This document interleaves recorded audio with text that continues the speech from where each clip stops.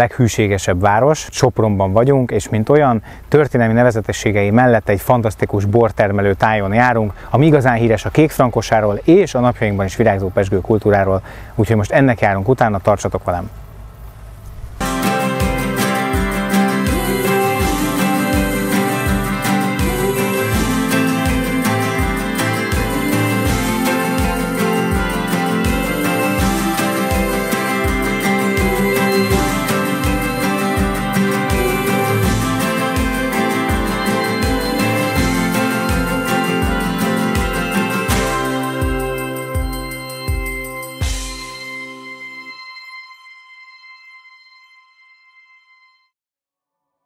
Mindenütt jó, de legjobb Sopron. Ezzel a mondattal kezdem, és Tasner Kurtot kérdezem, hogy a németesen csengő név az véletlen, vagy van valamilyen rokoni kapcsolat, vagy valamilyen szál? Hát van természetesen.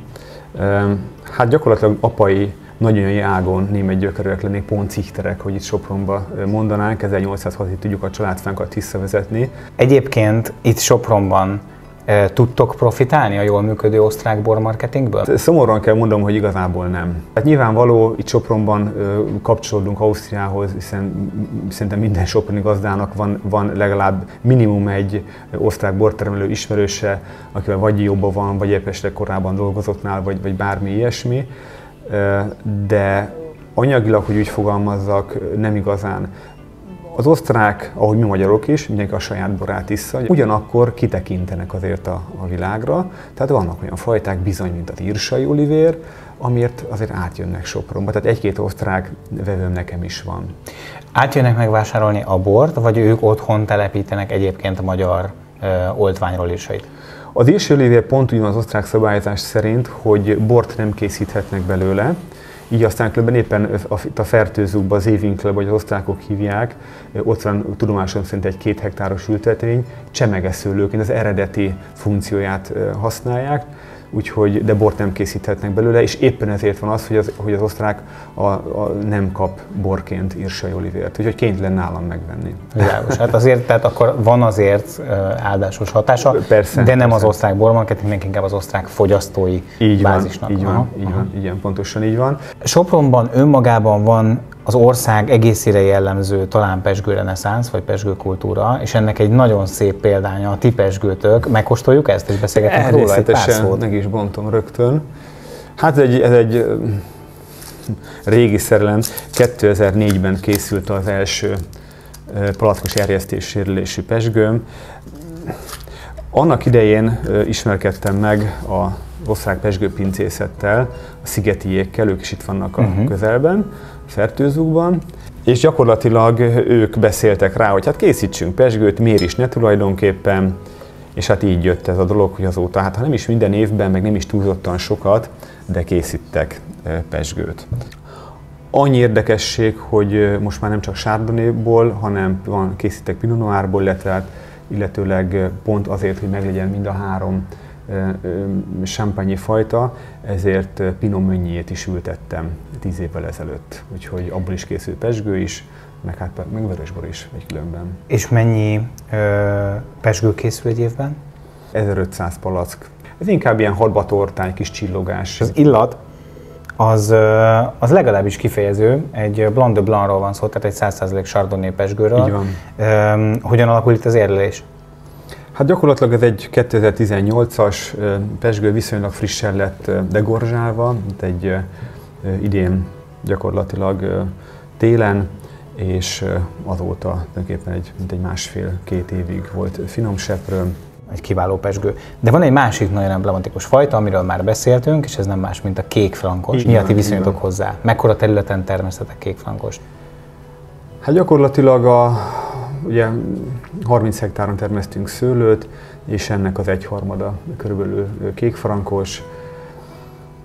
Mint a borvidék, ugye a borvidék arány úgy néz ki, hogy a soproni borvidéken 80%-ban kékszőlő található, és ennek ezen belül pedig 70% a kékfrankos aránya. Nem volt ez különben mindig így, tehát nem volt a soproni borvidéknek 80% a kékszőlő, hiszen a filoxérát megelőzően furmint volt a jellemző, szigeti néven futott, igaz? Furmint, így van, házlevelű, így van, de hozzá kell tennem, még olasz rizingből is viszonylag sok volt. Valóban így van, tehát A filoxéra vészt követően kezdtek egyre jobban odafigyelni rá, bár ha pontosan a történetírást nézzük, akkor tulajdonképpen uralkodó fajtává valójában a II. Világháborút követően vált. Nagyon sokféle iskolázásban készül, szerintem jól elkülöníthető az osztrák iskola, egy kicsit könnyedebb, savhangsúlyosabb, ha tetszik, feszesebb, gyümölcsösebb karakter, és talán a magyar iskola, ami pedig inkább egy, ha mondhatjuk így, akkor egy fajsúlyosabb, testesebb, melegfűszeresebb, bujább karakterű kékfrankost ad.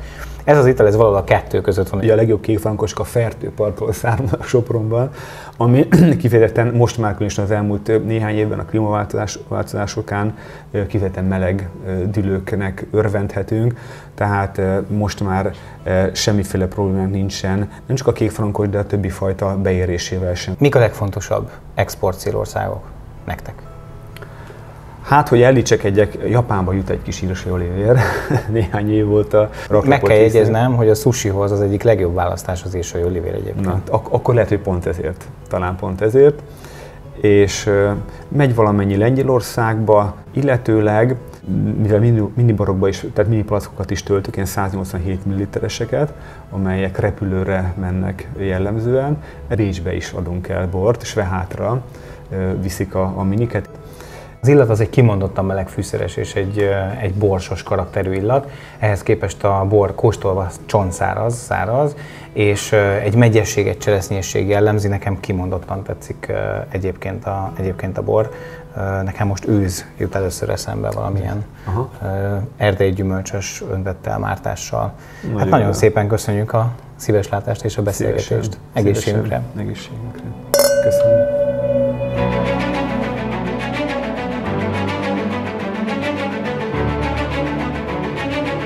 Még mindig Sopronban kalandozva egy nagyon autentikus testvérpárral beszélgetek arról, hogy miért éppen Sopron, illetve milyen borokat készítenek, ezt meg is fogjuk kóstolni.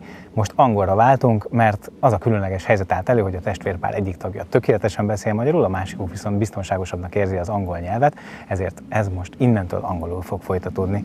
So, thank you very much for your kindness and of course for the table and especially the wines. Tell us in a nutshell, why especially Sopron after a couple of years abroad and different countries? Yes, as you mentioned, I did a lot of internships all around the world. For example, I worked in California, New Zealand, Chile, Australia, Italy, and a couple of times in Austria.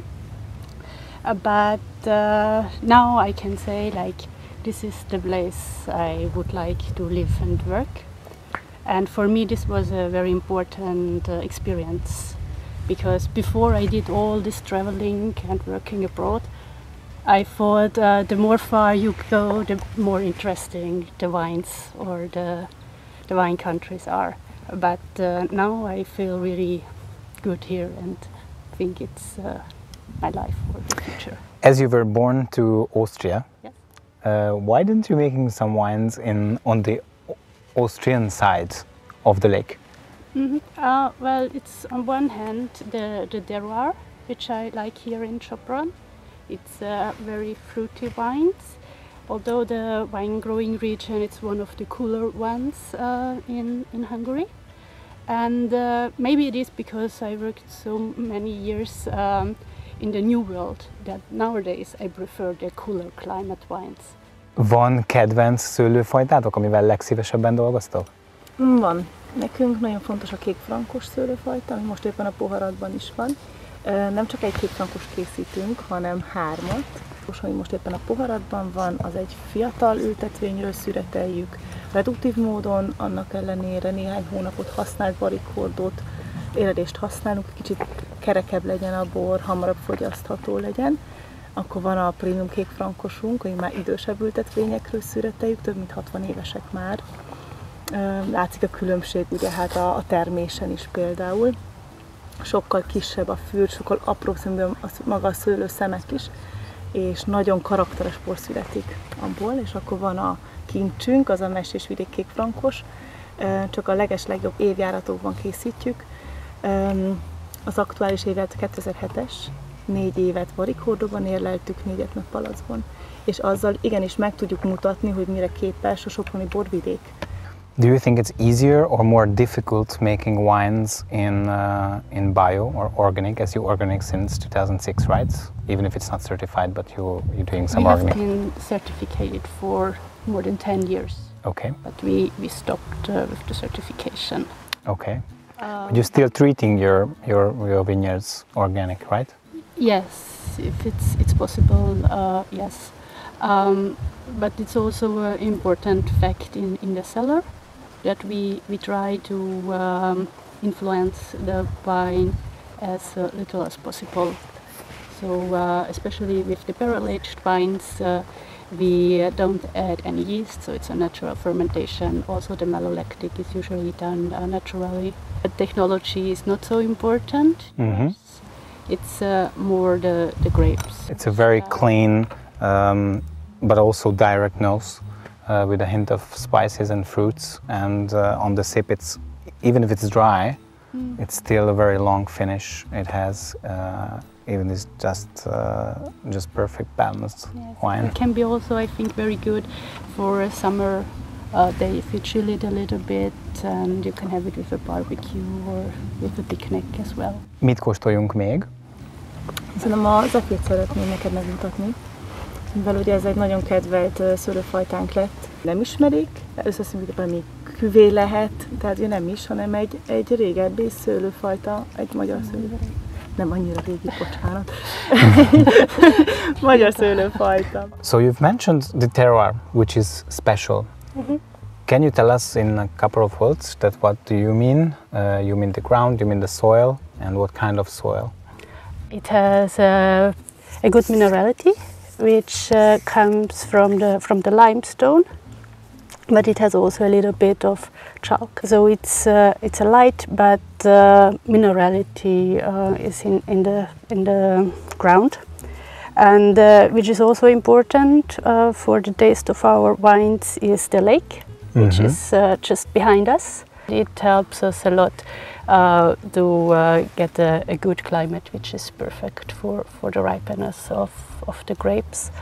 And I think what is special for Sopron is that we can do light white summer wines like this, but we have also good potential for red wines, but also sweet wines like high predicate premium sweet wines would grow very well here in Sopron. Even if it's a light summer wine as you described it, it has an intense nose. Of Yes, course, but there is the minerality, and already the acidity is really nice. So it's refreshing and mouth-filling character. So yes, I we are really like it. very lucky with the Zephyr because it can keep the acidity very well.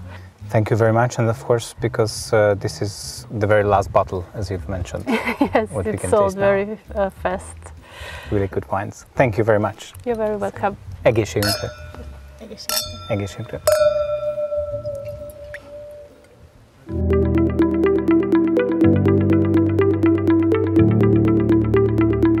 Még mindig a soproni borvidéken járva, Luka Enikőt kérdezem róla, hogy hát a leghűségesebb városban, ami egyszerre talán egy áldás, és persze egy kötelesség, egy felelősség is, te hogy érzed magad? Inkább áldás, én azt mondom. Szeretjük mondani Sopronra, ugye, hogy a hűség fővárosa, mint hogy a kékfrankos fővárosa is, ez a kettő így összefonódott, és én sok-sok évvel ezelőtt olyan szerencsés ember voltam, hogy egyébként egy városi kitüntetést kaptam, egy Civitas Fidelissima díjat, a soproni borvidékért tett tevékenységeimért, és azért az büszkeséggel töltött el. A soproni borvidékre és a névadó városra is jellemző, hogy a város alatt vannak tulajdonképpen a pincék. Ti is a pince fölött laktok, ezek szerint rátok is igaz? Igen, most már ránk is igaz, de hogyha visszatekerjük az időkerekét, hogy sok-sok évvel ezelőtt, még amíg mi is egy régi kis soproni pincében dolgoztunk, akkor mi is úgymond a Pontzichter negyedben készítettük a borainkat, egy nagyon idős háznak a pincéjében, és ez egy régi soproni hagyomány volt. Ez feldolgozás szempontjából egyébként inkább könnyíti a helyzeteket, vagy azért ez nehezebb így? Most nekünk könnyebb, mert a történelmi borvidék, és úgy egyáltalán soproni borvidék, az nem egyértelműen a várost jelenti, hanem a környező falvak közti dűlőket, tehát például balf és fertőrákos között húzódó dűlőket, és ahhoz most mi közelebb vagyunk itt Fertőrákoson. Úgyhogy van olyan szőlő nyilván, amelyiket nagyon könnyen elérünk, ami itt van csak mondjuk 1 kilométerre, van, ami mondjuk 6 kilométerre, de összességében mindegyik egy kicsit közelebb van most hozzánk. Akarva, akaratlanul is, hogyha körbenézek, akkor mindenhonnan levendula, lila szín, akár a felsődről is, ez jut eszembe, nyilván hozzád ez közel áll, de én azt szoktam mondani, hogy én látom és érzem a borokon azt, hogy Hasselbeck nem képviselői készítették.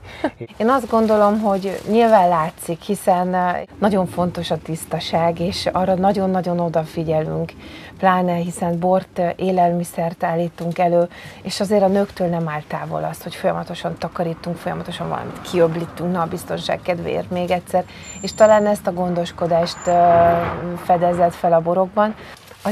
A lila felsőt meg nyilván a kedvetekért vettem föl, csak hogy remélve, hogy észreveszitek, hogy itt vagy nyomokban azért sok lila szín van, és aztán ezt a színt elvédve mindenhol itt megtaláljátok a pincében és a kertben ugyanúgy. Ez egy tudatos márkaépítés, vagy egy belülről jövő ambíció? Az az igazság, hogy nekünk tudatos márkaépítésre se időnk, se energiánk soha nem volt. Tehát amikor én ebbe az egészbe belevágtam, akkor arról volt szó, hogy mentsük, ami menthető, műveljük meg apukámnak a szőlőit, és egyszerűen csak sodort minket az élet. Azon túl, ami nagyon egyértelmű és kifejező, és jön a pohárból, hogy nagyon tiszta, előremutató és hosszan érlelhető borokat készítetek, mi az, ami a legjellemzőbb a ti boraitokra, a borvidék boraira úgy? Sopront ugye sokáig a hűvösebb borvidékek közé sorolták, és ezért szerettük azt a kifejezést használni, hogy olyan hűvös elegancia jellemzi a borainkat, szép savak, és tényleg szikár, szép, száraz borok születnek, de az elmúlt néhány évben sokat változott körülöttünk ugye az időjárás, a környezet, és egyre magasabb alkoholtartalmú, egyre nehezebben mozgó borok születnek, magasabb a szárazanyagtartalmuk, és a gyümölcsösséget is sok esetben ez a túlzott érettség uralja. Hány hektáron gazdálkodtok most? Múltkor számoltam, azt hittem, hogy van 3,5 hektárunk, de annyi nincs, 3,2 hektár. Van segítséged, lesz kinek átadni a stafétát? Sajnálom, hogy nincs itt mellettem Bruno, mert biztos boldogan belemosolygott volna a kamerába. A reménységem inkább, azt mondom. Tehát, hogy egy 9 éves kisgyerekre azt mondani, hogy tessék, ő lesz majd itt, hát az nem biztos. Érdekli egyébként? Hát nyilván érdekli, az a furcsaság, hogy ugye az anya borász, és ezt elmeri mondani itt-ott, és akkor felfigyelnek rá, hogy a Bruno miket beszél, és hát nyilván ez kecsegtető, de az igazi nagy élménye az tavaly volt Ács Karcsinál, amikor Tokajban jártunk, és ő megmutatta nekünk azt a fantasztikus borászatot, és onnan, amikor kijött, akkor azt mondta nekem, jól van, anya, nem bánom, leszek borász. Azért ez jó, van remény akkor. Hát én remélem, igen. Kóstoljuk meg ezt a kékfrankost, ami előttünk van. Igazán ahogy említettem, egy nagyon kifejező illat, fűszeresség, gyümölcs és egy kifinomult hordó használat jellemző, semmiképpen sem a fa dominálja. Miközben a korty kóstolva száraz, de egy egyértelműen meggyes és viszonylag hosszú lecsengésű karakterű borról van szó. Szerintem egy gasztronómiában széleskörűen felhasználható ital van a poharunkban. Közel áll hozzád a kékfrankos? Természetesen. Tehát hogy merném azt mondani, hogy nem. Van 6 szőlőfajtánk, készítünk 6 féle vörösbort, és nem teszünk különbséget egyik vagy másik között. Tehát mindegyikből igyekszünk tényleg a maximumot kihozni. Én most azért a klímaváltozás margójára oda töltök egy kabernét, mert hogy engem nagyon érdekel, hogy az egyik legkésőbben érő hazai telepítésű világfajta hogyan viselkedik itt a soproni borvidéken, úgyhogy most ezt megkóstoljuk. Ma a világ legnagyobb termőterületén termesztett kékszülőfajtája a Cabernet, és számomra az a sav, amint egy jól elkészített Cabernet tud kommunikálni, egy olyan testtel, egy olyan eleganciával, összetettséggel, az nagyon meggyőző. Világfajta, mégis itt vagyunk, magyar bor, soproni bor, és te nagyon szereted, miért? És én nagyon szeretem. Beleöntöm a pohárba, mindenki oda emeli az órához, és nem volt még olyan, hogy bárki megkérdőjelezte volna azt, hogy van-e létjogosultsága a borvidékünkön ennek, vagy nem. Ez a Steiner dűlőből van, ráadásul az a borvidékünknek azt is mondhatom, hogy a legszebb dűlője. Egy csodálatos, csillámpalás, olyan terület, aminek a körpanorámája van, ott van a Fertőtónak a közvetlen közelében, élvezi azt a mikroklímát, amit ugye a Fertőtó ad nekünk, olyan páratartalom van, olyan fény van, hogy azt szoktam mondani, hogy ezek a mi boraink azok a fényben születnek. Csodálatos, olyan mustfokokat produkál, hogy az embernek tényleg örömszüretei vannak. Egy nagyon koncentrált alapanyag, mély, fekete cseresznyi és egyben egy nagyon hosszan érlelhető egyensúlyos ital van a poharamban, ahol van egy tannin szerkezet, hiszen hát Cabernetről beszélünk, igen, de mégis lágyság kíséri az egész kortyot, nagyon elegáns bor. Nagyon szépen nagyon köszönjük. Szépen elmondtad, és nagyon jól összefoglaltad, én így sose tudnám. Pedig először beszélek borról. Hát persze. Köszönöm. Egészségedre. Napóleon korabeli leletet tartok a kezemben, amit a legifjabb borász generáció elmond nekünk, hogy mi is ez? Ez egy 1807-es krajcár. Hogy került ez hozzád? Hát anya odaadta. És ő hol találta? Egy szőlőbe. Az igen. Hát ez igazán különleges. És bizonyítja, hogy 1807-ben már valaki művelte a szőlőtöket. Igen. Szuper. Vigyázz rá nagyon, tessék. Jó. Köszönjük szépen. Szívesen. Hát ennyi fért a mai soproni borvidéket bemutató epizódunkba. Különleges emberekkel beszélgettünk, és remek kékfrankosokat kóstoltunk. Tegyetek így ti is, és kövessetek a következő epizódba, ahol ismét egy izgalmas borvidékre látogatunk.